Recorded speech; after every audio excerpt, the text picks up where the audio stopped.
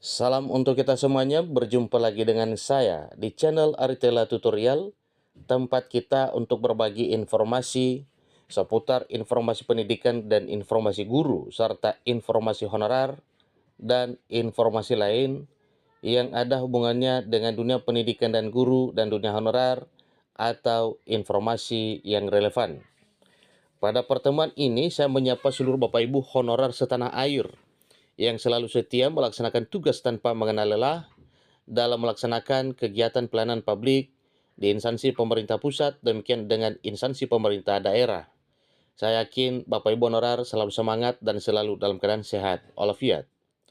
Informasi terkini yaitu merupakan satu kabar gembira yang sedang diperjuangkan oleh anggota Komisi 2 DPR RI, bahkan hampir semua DPR RI, untuk memperjuangkan nasib honorer ini.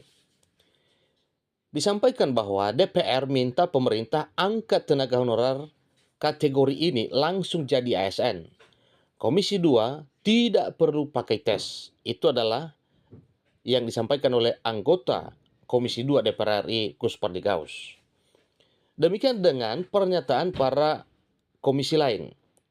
Bahkan Ketua Komisi 2 juga mengatakan bahwa bila peraturan pemerintah yang mengatur tentang pengangkatan honorer pada 2024 tahun ini terbit pada April, maka honorer otomatis diangkat jadi ASN dengan status Pegawai Pemerintah dan Perjanjian Kerja atau P3K.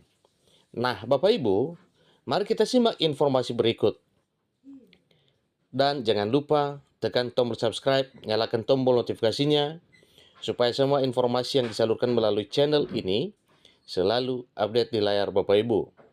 Tanpa basa-basi lagi, kita masuk pada informasinya. Lengkong.ayobandung.com memuat satu informasi yang merupakan kabar gembira untuk seluruh honorer setanah air Indonesia. DPR RI lagi-lagi mendesak pemerintah untuk melakukan pengangkatan tenaga honorer tanpa melalui tes. Hal itu disampaikan langsung oleh Gus Pardigaus selaku anggota Komisi 2 Dewan Perwakilan Rakyat Republik Indonesia yang membidangi permasalahan tenaga honorer. Menurutnya, pemerintah harus memiliki skala prioritas dalam merekrut tenaga honorer menjadi aparatur sipil negara di tahun 2024 tahun ini.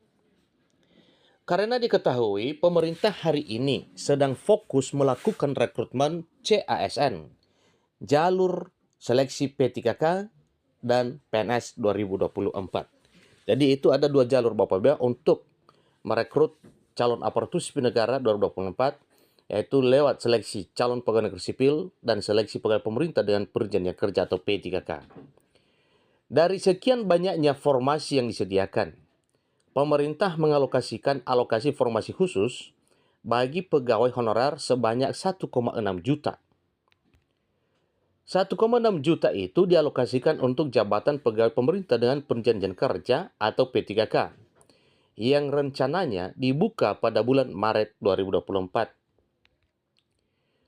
Dengan adanya rekrutmen tersebut, Gus Pardigaus meminta pemerintah memberikan afirmasi khusus bagi tenaga honorer supaya terakomodir menjadi ASN pada tahun 2024 tahun ini dengan pemberlakuan afirmasi khusus tersebut.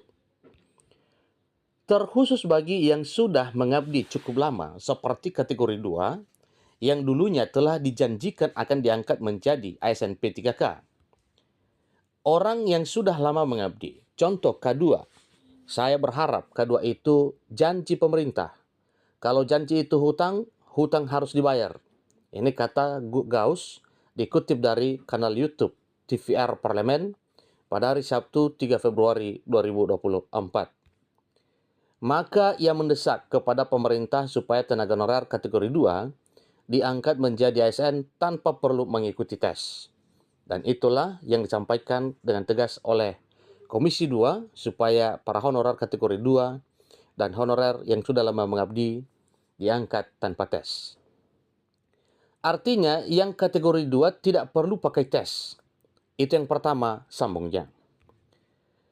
Terakhir, selain kategori tenaga honorer kategori 2 yang meminta supaya pemerintah membedakan proses seleksi yang akan diikuti oleh pegawai honorer dan fresh graduate.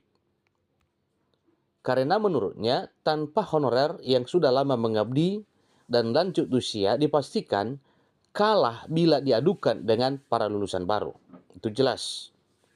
Tapi ingat bahwa honorer adalah para pegawai yang selama ini sudah mengabdi di instansi pemerintah baik pusat maupun daerah dalam hal melaksanakan kegiatan pelayanan publik sebagaimana yang diharapkan oleh pemerintah selama ini. Jadi boleh dikatakan bahwa para honor kategori 2 dan non-ASN lainnya yang sudah lama mengabdi adalah orang-orang yang sudah berjasa dan sudah berkontribusi untuk melaksanakan kegiatan pemerintah selama ini. Tentu bentuk tesnya ini harus dibedakan. Tenaga honorer lanjut usia dengan anak-anak yang baru saja tamat kuliah. Oleh karena itu, passing grade-nya juga harus dibedakan pungkasnya.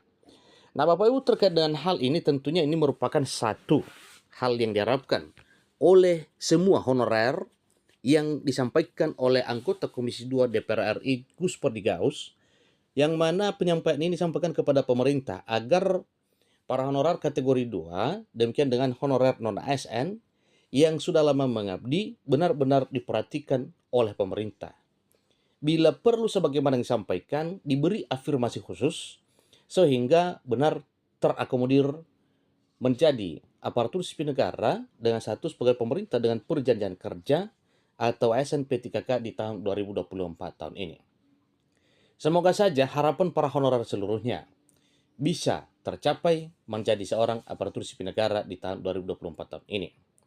Selain daripada ini, satu informasi tambahan juga bahwa untuk P3K Tenaga Teknis tahun 2024 ada pesan khusus dari Dirjen GTK Nunuk Suryani kepada honorer tendik supaya bersiap-siap karena kemungkinan honorer tendik juga terakomodir di tahun 2024 tahun ini sebagaimana usulan formasi yang telah disampaikan kepada BKN dan Men4 RB, dan Dirjen Nunuk mengatakan bahwa usulan formasi tersebut diterima dan dikabulkan oleh pemerintah pusat melalui BKN dan Men4 RB.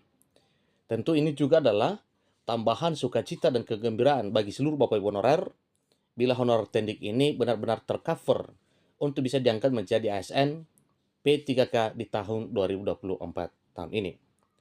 Jadi itu informasi Bapak Ibu.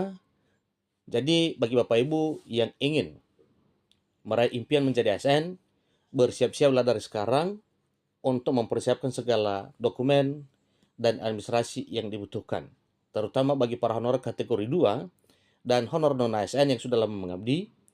Jangan lupa dokumen-dokumennya meliputi SK pengangkatan dan seterusnya sampai pada SPTJM bagi yang sudah terdata di database BKN.